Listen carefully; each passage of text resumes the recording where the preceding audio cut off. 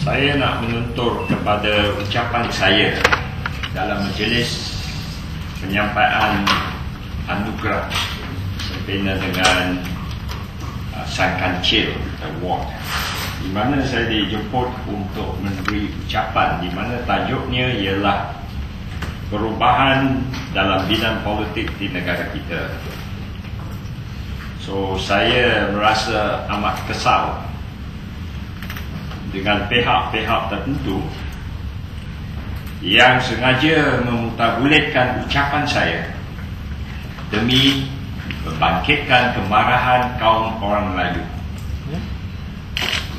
Saya menasihat mereka yang mendakwa kononnya ucapan saya mencabar kedaulatan Raja-Raja Melayu atau menafikan kedudukan keistimewaan orang-orang Melayu atau Bumi Putra seperti yang termaktub dalam Perlembagaan Persekutuan. Seharusnya lah membaca keseluruhan ucapan saya terlebih dahulu, dan bukan hanya menjurus kepada istilah ketuanan Melayu yang telah dipetik dan dibaca out of context sebelum mengeluarkan dakwaan yang tidak berasas. So kita seharusnya berhujah dengan rasional dan jangan beremosi.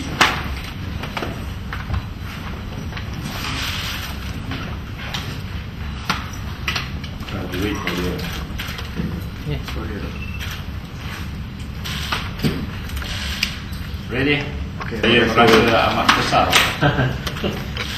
dengan tindakan pihak-pihak tertentu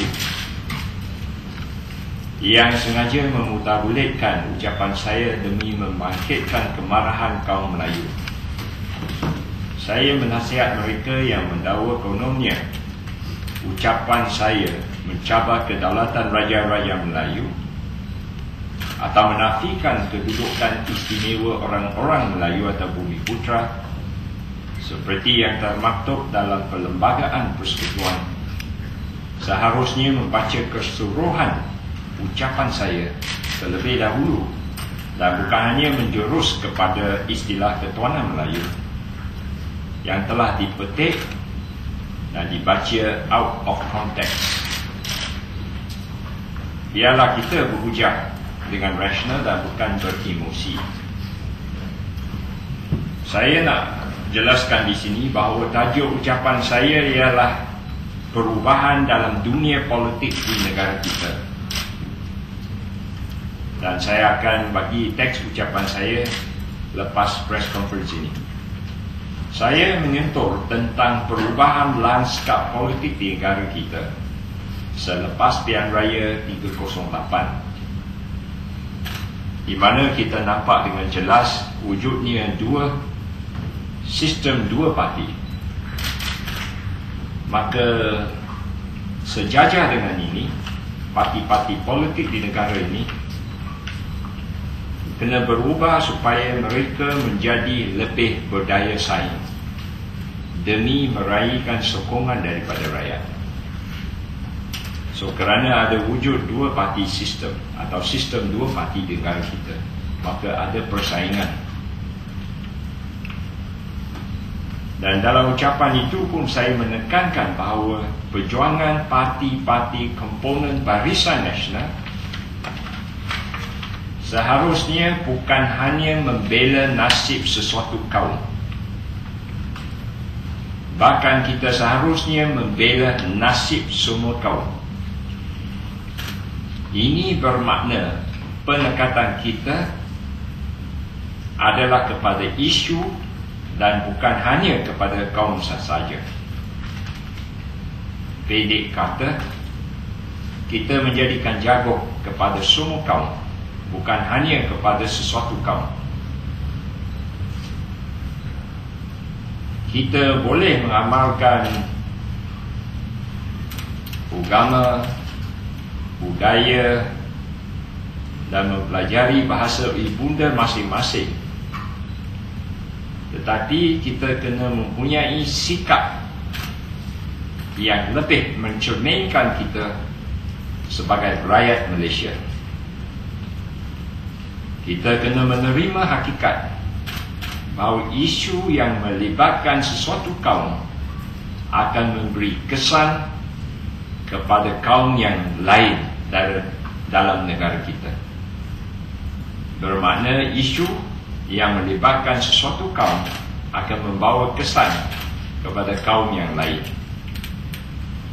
Seterusnya, saya menuntut tentang kita perlu mengubah konsep perkongsian kuasa dalam Barisan Nasional.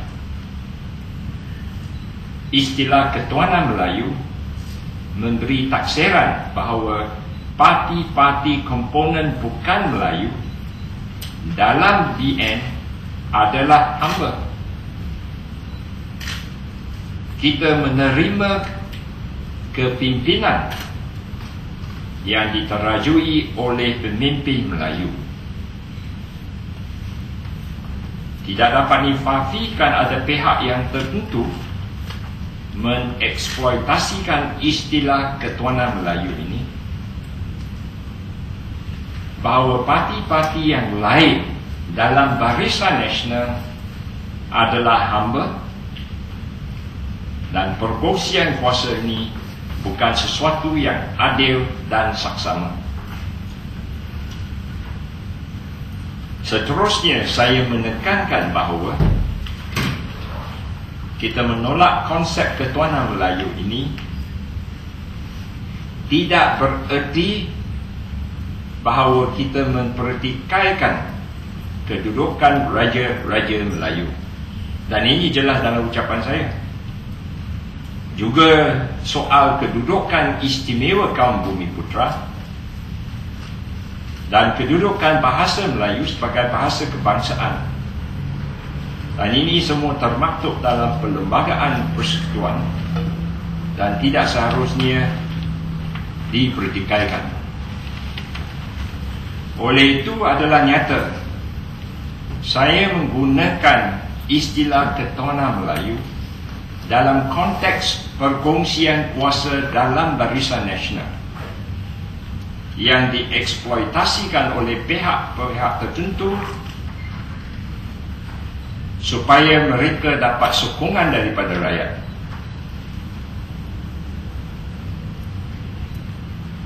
Dan tidak ada hubung kait langsung atau mencabar kedaulatan Raja-Raja Melayu dan kedudukan istimewa kaum Bumiputera dan status bahasa Melayu sebagai bahasa kebangsaan. Ucapan ini dibagikan dengan ikhlas dan memang tidak ada niat saya nak jadi hero, kerana pilihan raya MCA baru sudah lepas dan tidak ada sebab saya nak jadi hero lagi. Mungkin ada orang yang jadi hero kerana menghadapi pilihan parti yang akan datang. Saya seorang ahli parti dan saya tetap setia kepada MCA dan juga semangat setia kawan dalam Parti Barisan Nasional.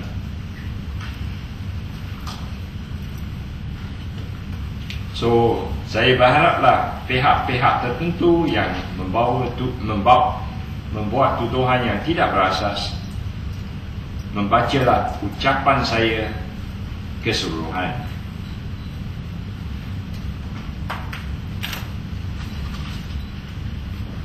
Okay? Soalan? Any question? Nak saman ke? Taman? Saman. Berikutan legal action.